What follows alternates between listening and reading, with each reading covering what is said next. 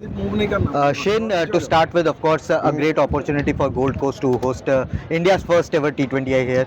So, firstly, how excited are you for this stadium to get this bigger game? Yeah, look, it's an amazing opportunity for the Gold Coast to be able to show off its incredible natural beauty. To be able to, for the Indian team to be able to come here, for the Gold Coast to be able to get a game of this calibre is something very special for the Gold Coast community. So I'm sure the players and the Indian fans who've made their way here will certainly enjoy their time here.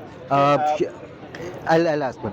Shane, since you have opened a lot in the T20 format, I'm asking about Shubman Gill in particular. He's going through a bit of inconsistency. Is it due to the fact that he's having to change frequently the formats, playing Test cricket, ODI cricket, T20 cricket? How challenging is it for a modern day batter to go through that phase, changing every single day or say every single week? It definitely is a challenge, and the more you do it, the better you get at really understanding the little adjustments that you have to make to your technique, to your game plan, your mindset around each format to be able to then get into the best version of you every time you have to make that adjustment. And it does take time, and it's through trial and error where you really realise exactly what you need to do to make those adjustments, and playing in different conditions as well.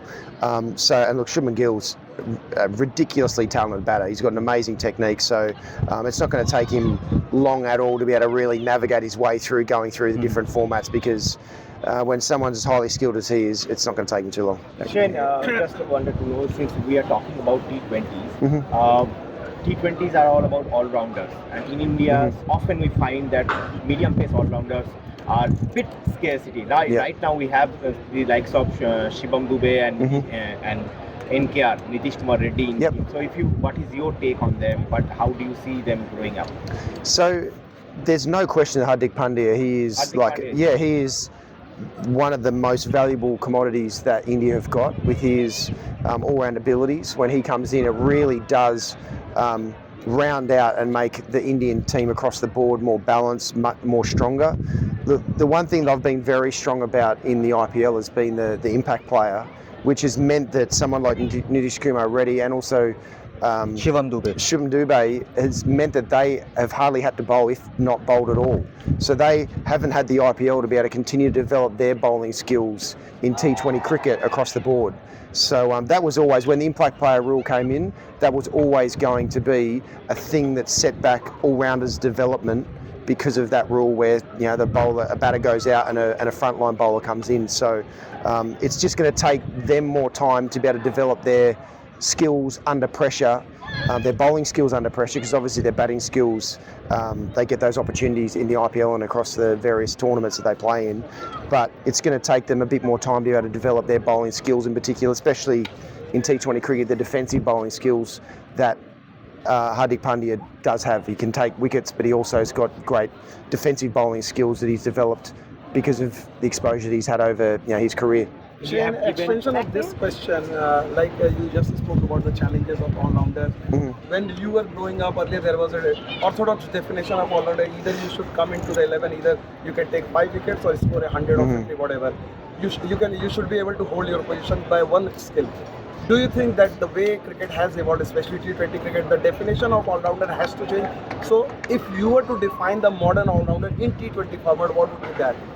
Well, the definition of the true all-rounder is someone who can get picked for both batting and bowling. If their skills are that good that if they can't bat for some reason, which they wouldn't play, but if they can't bat, then they'd get picked as a bowler to bowl as a 5th or 6th bowler in that team. And obviously, if they can't bowl, then they can get picked as a frontline batter as well. And I'd say that's the case with Hardik Pandya, with his batting ability. Obviously, he takes the new ball when he bowls as well. And so. But that's the true definition, whether it's 30 years ago or whether it is right now. That is the true definition.